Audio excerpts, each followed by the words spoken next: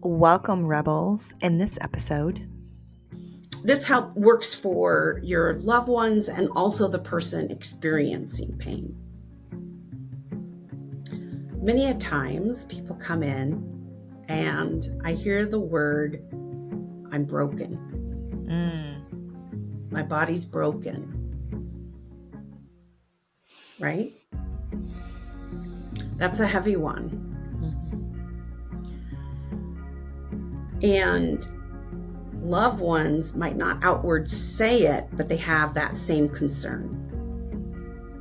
So I like to say you experience migraines. They're over here on one hand. You might experience migraines. I might have low cerebral spinal fluid, right? But that's not who I am. Over here is all of me. And to not lose sight and lose touch with who you are, because you are not your pain. You just experience it. Some days worse than others. But that doesn't define you. And you're not your pain. And to separate, tweeze that out, so that you can still have touch points. And I think that's really important, to have touch points throughout your week of what's important to you. you're listening to the Red Couch Rebels, a safe, comfy space for vulnerability and self-growth. I'm Jenny. And I'm Erin. We are seekers and self-advocates. Yeah, we're not your doctors. Or your therapists. No, we're just fellow seekers on our own journeys of self-discovery. Explore your inner rebel with us. Let's sink in.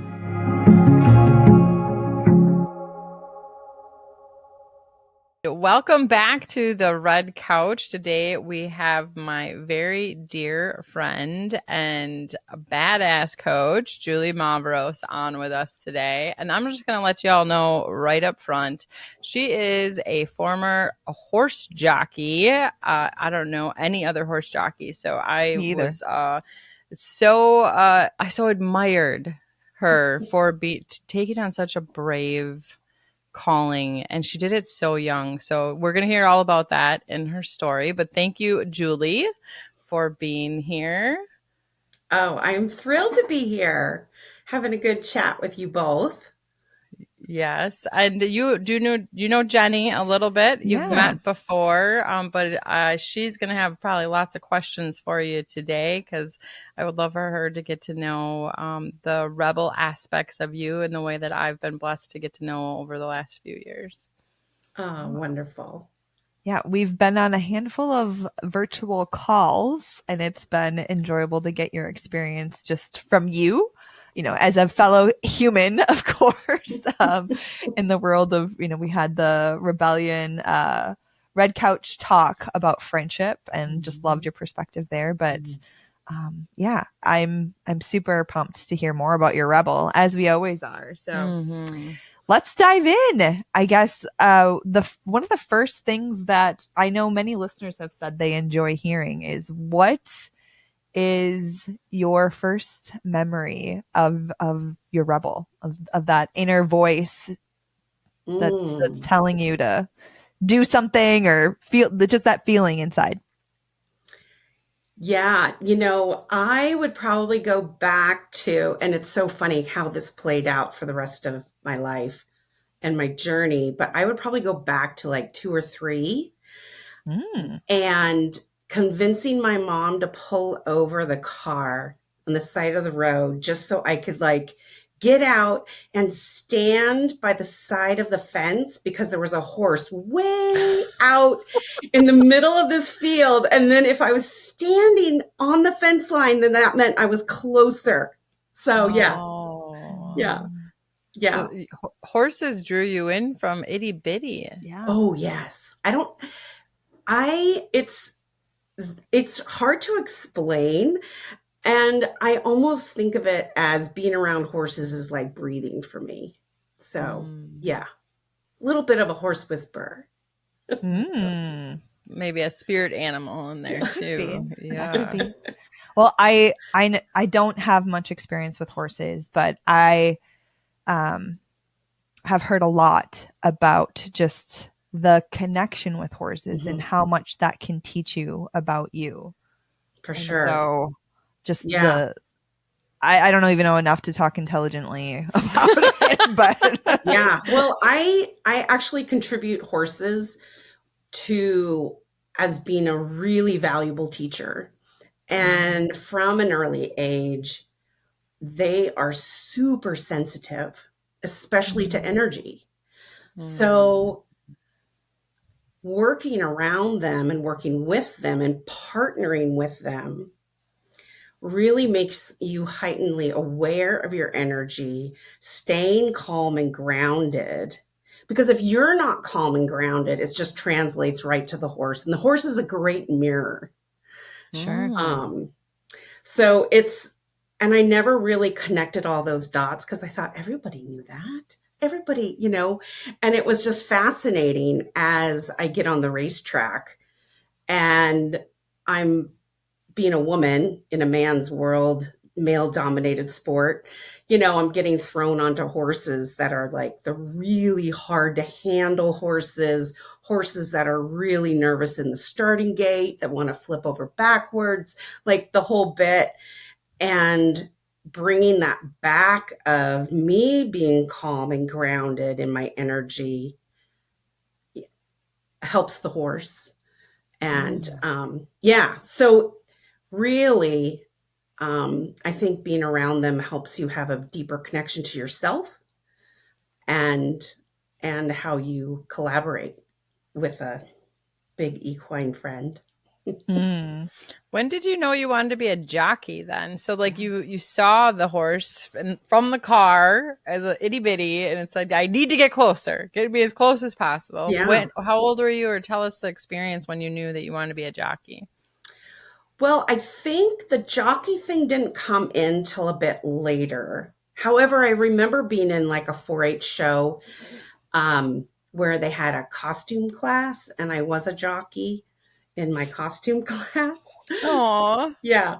But I did 3-day eventing first, which is over the course of 3 days where you do dressage, which is like more like asking the horse to do a lot of movements, more like a ballet, very much in Mm. control, specific movements. Then cross country is the second day where you're galloping over hill and dale, over Mm. many different obstacles, and then the stadium jumping at the end. So I was very involved with that. I was a working student for an Olympic rider, and I was getting done with high school early, and a friend of a friend knew of someone on the backside of Long Acres Racetrack, which was the local track at the time here just outside of Seattle. So that's kind of how I got started. I knew it was a young person's sport, and to get through the gates, it's like its own little world on the backside of a racetrack. So you kind of have to know someone if you're not in the industry. Mhm. So it just kind of happened. Yeah. And your rebel is really woven in that story. I know, when you've shared with me, do you want to share that here about how you just knew and the things you had to do to get there? Well, I think, again, going back to being that little kid of wanting to be close to horses and interact with them, um, and figuring out how to make that happen, working at third grade, babysitting my neighbor's kid, my 75 cents an hour, and saving money to get my $10 writing lesson once a month. And, by sixth grade, I'm cleaning 12 stalls every day after school to earn money to make it happen. Mm. And I had to make it happen. And I think it's a matter of really following that passion. And yeah, I don't know where I was going with That's okay. Yeah, you were determined to do it, and it didn't Yeah. matter if you didn't have everybody lined up behind you saying, "Go, Julie, you can do this." Like you said, stepping into the man's world and having to pay for a lot of this yourself, and like you said, graduating high school early, and all of these things feeding into this story of being a rider. And what did it feel like? Can you bring us into that? Like, I'm super Oh, curious. yeah.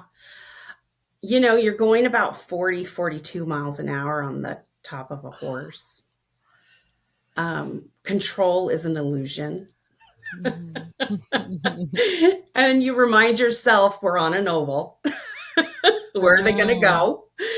But yeah, when you're in a starting gate and the gates open, you better hang on. Riders will go off the back. Mm. You've got one hand on the mane, one hand lower on the mane with your whip, and your starting gates open, and it's a few jumps and you are cruising. Now, depending on the horse that you're riding, if it's a speed horse or a horse that needs to be a little off the pace, depends on where you want to position yourself. So it's very much a very fast, obviously fast acting, fast moving, depending on how many horses in that race, in that field. Yeah, it's really exhilarating. There's not much quite that compares. Um, when I was on the East Coast, I went to Six Flags and did some of the roller coasters, where you completely strap in and you're Yeah. doing these loops. And I'm like, wow, that was really fun. That was like the closest thing that I'd come to. Only we're not in control of the roller coasters, Yeah. right? Yeah. Oh. Would you say that your rebel from early on was a thrill seeker in that way, or did that come later in life? Yeah, it's so funny. I yeah, or the term adrenaline junkie. Mm-hmm. Mm-hmm. For sure. And it just makes me feel so alive. And what the other piece to that was is, yes, I'm connecting to this 1,200-pound animal in a really intimate way. But also, what I loved about it was that I was so crazy fit, and I knew my body, and I knew where my edges were. And then you meet those edges and you go, and then those edges keep getting pushed. So it's really cool, and that was really exciting and thrilling as an athlete to to really know your body so well on all levels. Yeah, yeah. I So it was imagine you must have entered like a flow state when because it's going so fast. You really have to trust your body that it's going to do what it's been trained to do, and you're trusting this animal to do what it's trained mhm, to do. But your brain just cannot possibly comprehend all the things that it has to be doing, right? So is it feel like a flow state? for sure, for sure. And I think when you reach that state of being just so fit, you don't even think about it. Your body, exactly where you are, your balance and your strength. I was very in tune to my strength. And, as a jockey, being super skinny, Mm-hmm. running 3 hours a day in Wow. sweats and plastic to keep my weight down certain days. Um, I don't recommend that. But, doing 1,000 sit-ups on an incline board, like Oof. really so crazy fit, but I really Mm. enjoyed it. Later I understood a little bit more why when I dove into my values, and movement is one of my top values. And it's interesting how that keeps circling back, that movement and exercise. So I combine that being in nature and outside, and it was a magical thing for sure. Well, I do know that there's another part of this story. So what happens when things go wrong when you're going 40 plus miles an hour? Yes, I describe it as when on the day that I went flying through the air head first, 42 miles, entangled with a thoroughbred racehorse, as Mhm. this horse went down, and I didn't get a vote, and it happens in slow motion. And this horse starts going down. You're like, oh crap. It was a real wet day, and I'm like, I'm not in the mood to get muddy. Those are the That went through your head? this whole That of all things? conversation. Yes, I don't want to get yes, money. yes. Well, I mean, because things happen, you go down. I had other injuries. I mean, it's part of the gig, right? Mhm. I had a very serious accident, 4 years, 5 years prior to that. But and it just is part of the horse industry that injuries and accidents happen. They're animals, right? So this horse is going down and I'm going down with it, and uh landed on my head Mm. and hit the track, and I fractured my skull, my jaw, and broke my back, and walked away with a brain injury. Mm. And that exact moment in time completely changed the trajectory of my life. And it ended that career, but Mhm. Mhm. for sure. But it completely changed my direction and where I've taken myself since. Wow. I don't even know where to go after that. Like that is such a transformative, good and bad. I'm sure there in the moment there's the kind of crisis and what was your experience after, I think of course addressing your body's needs, but like what was your experience in your mind around identity, and how did the rebel Oh, for sure. what was the self-talk, and then how did the rebel show up at that time? Yeah, I think, well, if we back up, Mhm. so being in a very male dominated sport, very masculine energy, and as an athlete, we're trained and the teachings are push through, do more, work harder, no pain, no gain, Yeah. right? So I then approached my recovery with that same mentality. Mm. And I really battled my body because, yes, I was beyond frustrated that I I couldn't do what I wanted it to do anymore. Um, Overwhelmed, the medical system. At one point, about a year post that injury, I had a doctor classify me as partially disabled, Mm. um, which is crazy.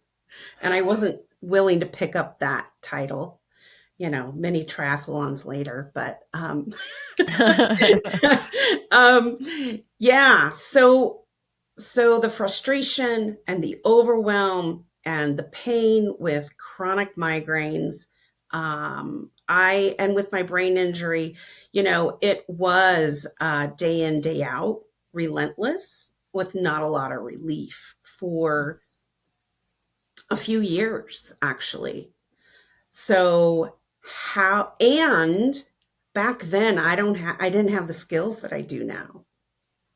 So Mhm. I approached my recovery similar as if I was, um, I totally thought that if I just did more and worked harder, I could get my body to come around, and which actually makes things way worse, Yeah. and gets you further disconnected from yourself.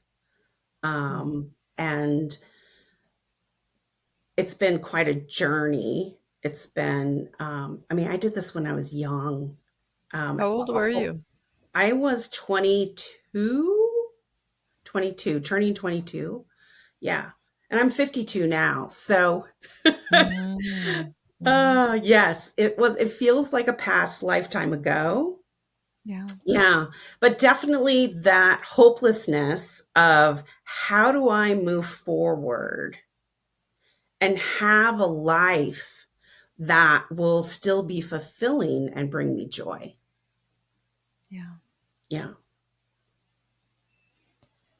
Did you get back on a horse like pretty quickly after, or like what was the dynamic there? I mean, at 2 or 3, if you had the pull, Mhm. obviously, the self-talk wanting to, Yeah. push faster and harder to recover. Like what happened there?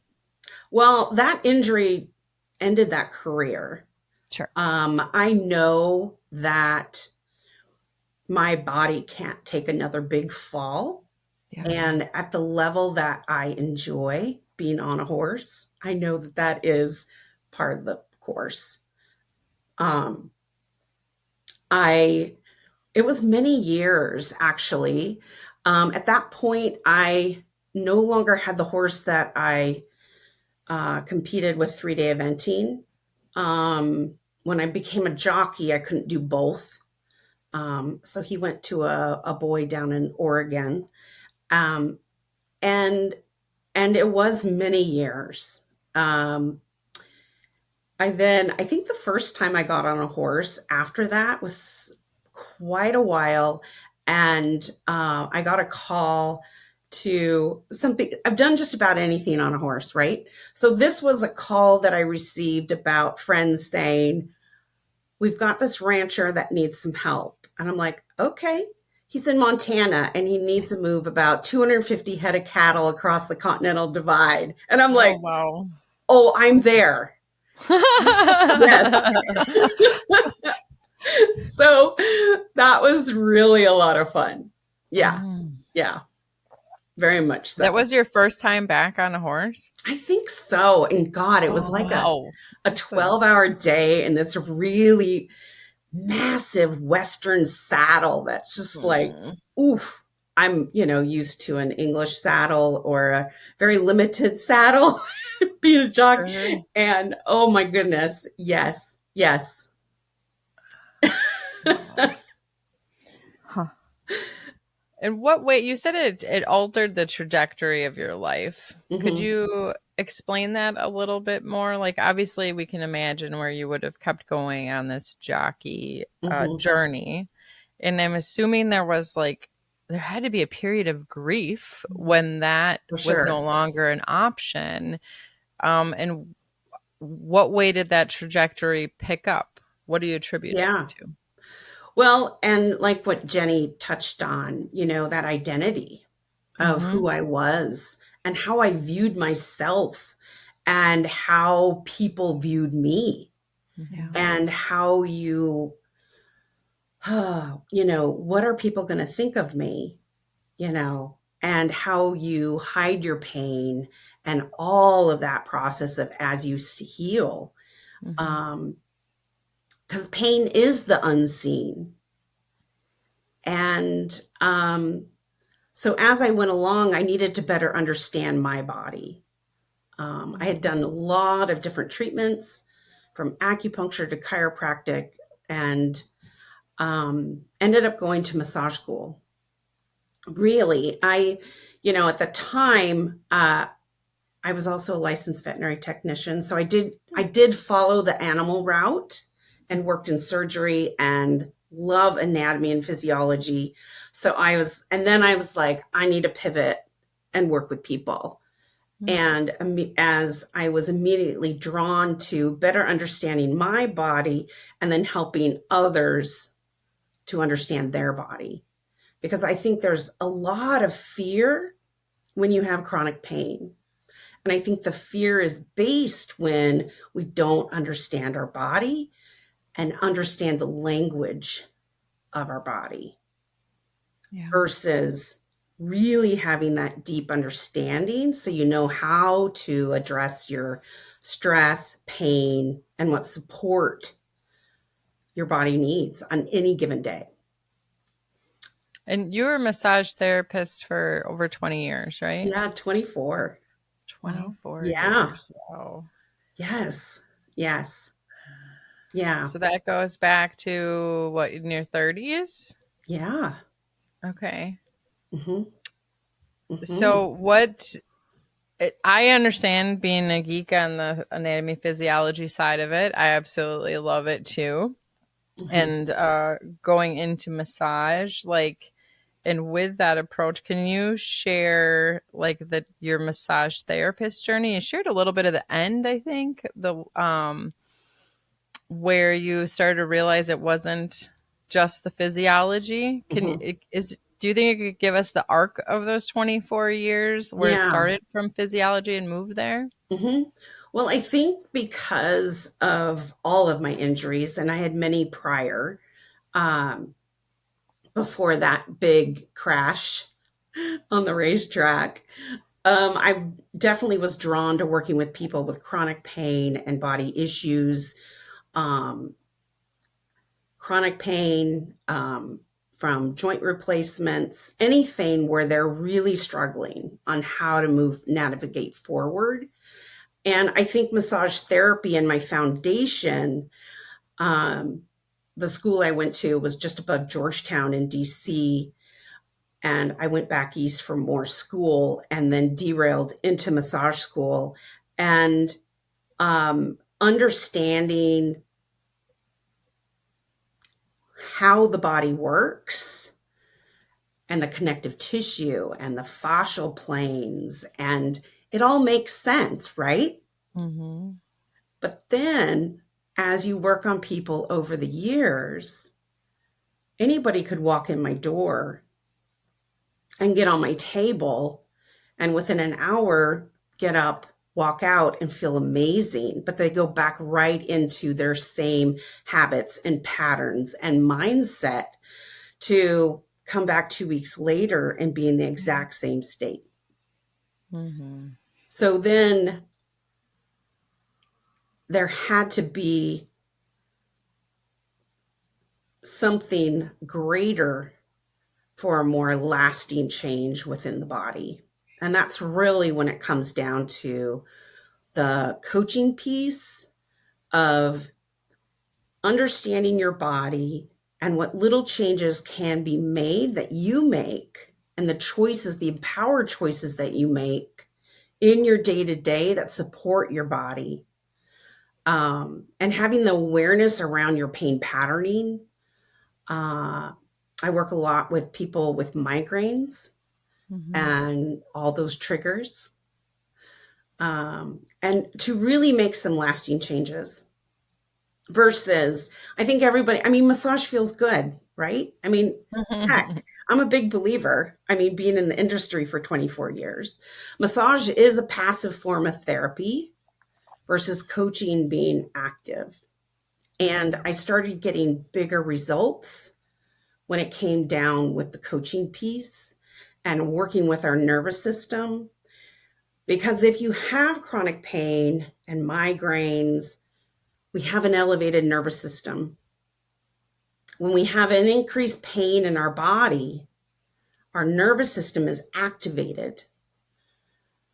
So there's a lot of repatterning that can be done on how you navigate not only your pain, also working with your nervous system so that you can bring more ease and calm into your daily life, which ultimately decreases your pain. Hmm. Did you learn some of that when you were recovering from the injury, like in that from 22 Yeah. to 30?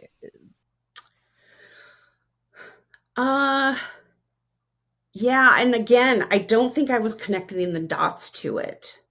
So I'm a big outdoors person, and I've had many surgeries and procedures and continue. Since where I broke my back, I have a cerebral spinal fluid leak, which creates daily headaches. So I get procedures often. And But prior, I think when you have stuff like that, like what can you do to create calm and still stay in touch with who you are? For me, if I am having to, when I get a blood patch for my cerebral spinal fluid leak, I'm flat for 72 hours, for example. So, how do I stay sane? Flat, like no pillow for 72 hours, while this area along my spinal cord is patching, in essence, to seal that leak. So I watch documentaries of mountaineering. That makes sense. Take your mind there if your body can't. But the Yeah. TV on the Yes, ceiling. Yeah. right? Because I Yeah. love the mountains. I say that I love to conquer mountains, literally and figuratively. So, what we do to still stay in touch with who we are as we navigate chronic pain and areas, I think it's really beneficial when you remind yourself, when your body feels out of control with, say, migraines and chronic pain. A lot of times our body can feel out of control. And I think it's helpful to really lean in and remind yourself what you do have control over. And in those moments that I'm laying flat, okay, what do I have control over? Well, yeah, maybe it is watching that mountaineering documentary, right?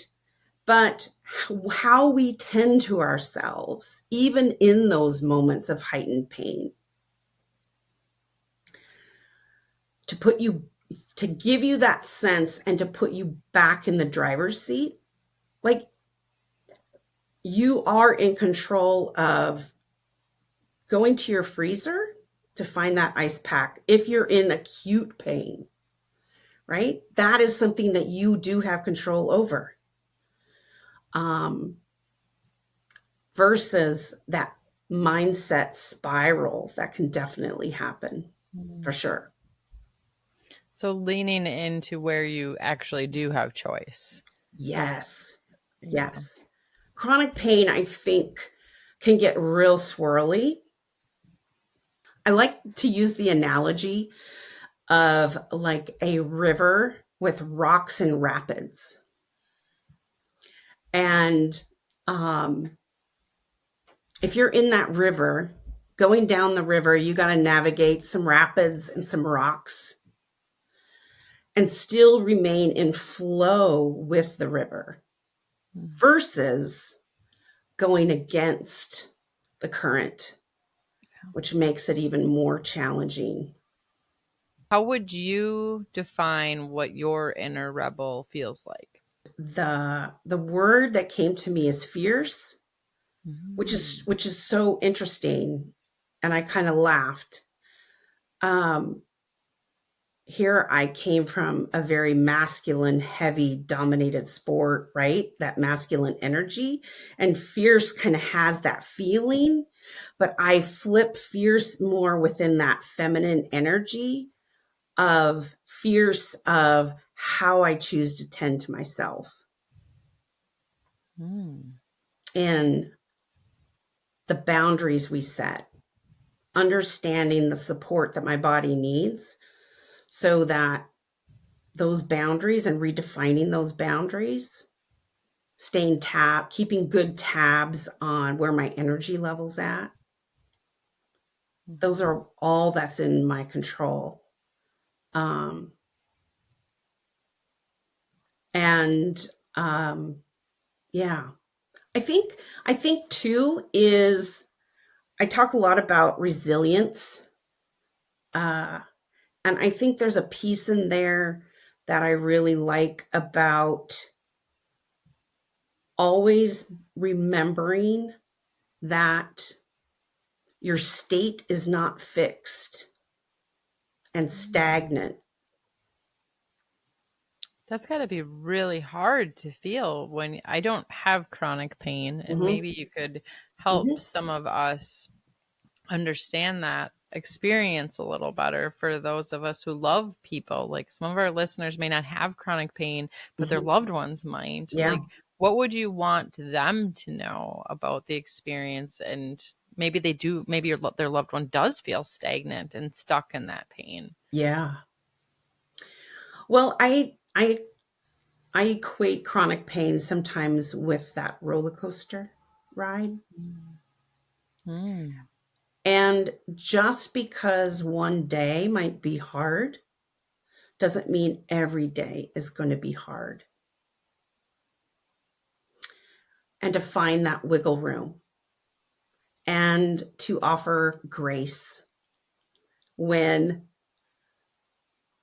we have the right to change our mind and pivot. If you have plans, for example, and you wake up with a migraine, instead of pushing through to pivot and take care of yourself and to honor your body in that way. And that's okay. So as somebody who loves the person who needs to say that, you're saying it's giving them the grace to take care of themselves. And what's also coming forward is when Steph was talking about the doctor in Canada who really helped her, she said that he believed her. He said, I believe you. Yeah. Mhm. Yeah. So like just Yeah. they don't have to prove it to you No. how bad it is, right? Like just Mhm. I believe that you and this is what you need right now. And it's got to be so challenging for the other people in their lives to accept their absence in these times where they need rest, right? Mhm. There's got to be some grief in that, I would imagine. Yeah, for me, I keep going to this, and we've talked about it in other relationship contexts, but this idea of, I think it's very human when we're around our loved ones to want to fix, right? To Yes. want to take care Mhm. of. And I would imagine in some cases, like there's this helplessness that comes over, Oh, yeah. the person that's obviously in pain and the loved one. So that idea of just witnessing Mm. and, what else would you say is a supportive way to show up? Obviously, being able to pivot and flexibility and grieve with them, but also, what else would be supportive? Yeah. I so I this help works for your loved ones and also the person experiencing pain. Many a times people come in and I hear the word, I'm broken. Mm, My body's broken, right? That's a heavy one. Mhm. And loved ones might not outward say it, but they have that same concern. So I like to say you experience migraines. They're over here on one hand. You might experience migraines. I might have low cerebral spinal fluid, right? But that's not who I am. Mhm. Over here is all of me. And to not lose sight and lose touch with who you are, because you are not your pain. You just experience it. Some days worse than others, but that doesn't define you, and you're not your pain. And to separate, tweeze that out so that you can still have touch points. And I think that's really important, to have touch points throughout your week of what's important to you. I worked with a lady, so incredibly sweet, who was like 85. And oh my God, I would have paid money to sit and have tea with her. She was that cool, you know? And we were working through some stuff. And she was like talking about, oh, yes, well, I knit and I probably knit too much and I need to be doing other things. And I'm like, whoa, hold up. Talk to me about what knitting does for you. Talk to me about how you feel when you're knitting. Oh, yeah, well, I'm just calm. See, for her, she was a caretaker for her husband. Well, I'm calm, right? Her stress level goes down. And I'm like, great. I said, so your homework is to actually knit every single day, right? Yeah. Yeah. Because we still don't want it. We need to have those touch points throughout your day, if you can, or at least throughout your week. So you're reminded of who you are, what gives you joy, even through, your journey navigating chronic pain or migraines. Because How do you think that your kids have learned how to support you? Like, the struggles that we have ultimately that affects everyone around us. Mhm. So I'm sure that they have learned some things and about how they support you. And do they just lean into those touch points when you're able to be present like that much more? Or can you talk a little bit on that? Oh, yeah. So I am a mom lady. I'm referred to as mom lady to 15-year-old twins. Oh, Mom. mom lady. Mom lady. Better than what is it? Is the bro or bro? Bruh, Bro? bruh. Yeah. Yes. Better than that. Yeah. Do not call me bruh. My daughters should know that by now. It actually came from a book, a kid's book, and it was narrated by the dog. And the dog referred to the mom as mom lady. So Okay, it that's cute. stuck from way Yeah. long ago. It's really Oh. funny. So, yes. So when I am going through a procedure, I let them know actually what's ahead. I'm taking some time. We talk about what easy meals, what easy things that we can have in the fridge. I'm all about being ahead of the ball. So how can we make that smoother, not just for me, but for everyone? How can we prepare? Sometimes we can't prepare. All of a sudden, if someone has a flare or a migraine, it's not like you have sometimes a very much lead time on that. But um, I think I think there's some people and some moms that I talk to in particular who feel quite guilty on how having migraines and chronic pain impact the way they want to show up being a parent. Yeah. And I love flipping that and saying, if you are honest and don't try to hide it, put on a mask, right? And share that. It offers them the opportunity to learn compassion and empathy and some of these skills and really heighten that emotional intelligence that we're raising kids now with compassion. Um, and, giving yourself grace, and then you model that, and your kids give yourself grace. So I will say probably every day until I die that learning grace and compassion for self has been a game changer. And I feel like I have to remind myself of that every single day in different ways, depending on Mhm. what's going on. And I don't have chronic pain, but I feel like Mhm. just, there's even, out of the context of chronic pain, there's just other pain that's unseen from whatever it might be, For sure. other things that hold us back. So I think we can make that correlation to a degree. But in your particular case, do you feel like you have I don't know if I like achieved, but that's the word that's coming to me. Do you feel like you've achieved like that optimal self-compassion and grace, or is that an ongoing journey for you even to this day? Well, I'm human.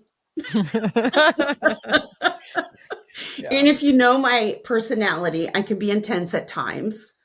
And, whether I'm climbing mountains or doing some big swim event or, getting on my road bike. And uh, so when things arise that bump that schedule where I need to give myself grace.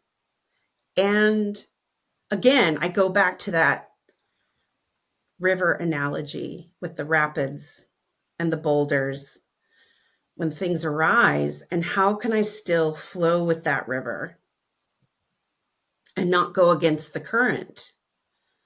And what I've learned through my body, that modifications are key. And Yeah. in those moments, what little modification could I make where I could still participate and do the things I love? And can it look differently? Can you give us an example of that? Sure, sure. So I could not run for about 10, 12 years after breaking my back. And I thought I couldn't ever run. And I was a huge runner. And finally, I was like, you know what? Let me try this. And I started with my little intervals, 30-second little intervals of running. And I worked my way up. And then I'm like, well, damn, I'm going to go do a triathlon then, because that's like so up my alley, right?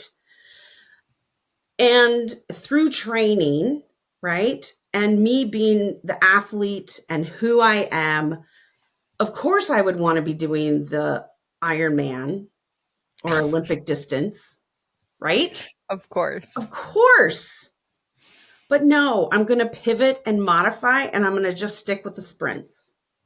And man, are they fun. Man, are they fun. And I've dragged friends in to go, come on and do this with me. And it is so much fun. And I'm still participating. Yes. I'm not maybe participating at the level that I would love, right? But I'm having a blast. And in the process, I'm still honoring my body and what it needs, because I know my body cannot do an Ironman. So the pivot and the modification and learning how to move your body safely, even through chronic pain. If you have fibromyalgia, right? You're going to have days where things are flared. You're going to have days where your energy is really low. And with anything, I love waking up every day. And I think it's just become very automatic. And it's the one question I ask myself as I wake up. What do I need today? How do I want to honor my body today? Maybe I honor my body as going on a walk, not to exercise, but a walk to move, to loosen. Maybe how I honor my body is a lot of rest. Yeah. So the answer to that, what do I need and how do I get to honor my body today versus this is my agenda. I'm supposed to do this 50-mile bike ride today, right? How can we pivot every day? You can have a rough idea. I have a rough idea of what I'd love to do. And again, just like what you're saying, Jenny, about giving your body that grace. Yeah. What I'm hearing you and what I'm taking away from what you shared is maybe switching the narrative or self-talk or story from I have to take care of my body to how can I honor my body and where I'm at and what I'm feeling. For sure. Yeah. I think with chronic pain, it's very easy for us to get into that mindset of being very hypercritical over our body. because it doesn't do or function on the timetable that we want it to. Yeah. So flipping that, and actually, when we have pain, we want to run away from it, push it away, numb it. Yeah. Versus flipping that to turning and looking at your pain and listening to it and go, what does my body need? How do I get to honor my body and learn from it? Because I truly believe our body is constantly trying to communicate with us. And it's truly our job to lean in and listen. I love that. And I think that will be a really great way for us to like push into part 2. Yeah. I do want to ask before we end our time today, is there anything else around your rebel story that you think has gotten you where you are today? Let's say in relation to your body and your relationship with your body, because that seems to be the theme for you, is it's bringing it back to your body. Mm-hmm. So is there anything that we haven't asked?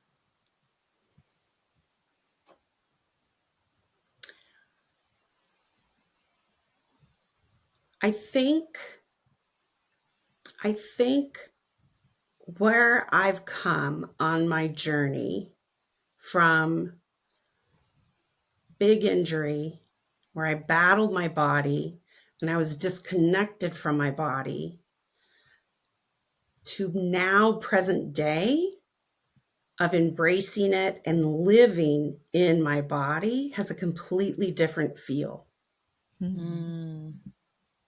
And you don't have to battle your body. You can live in your body while you navigate chronic pain or migraines.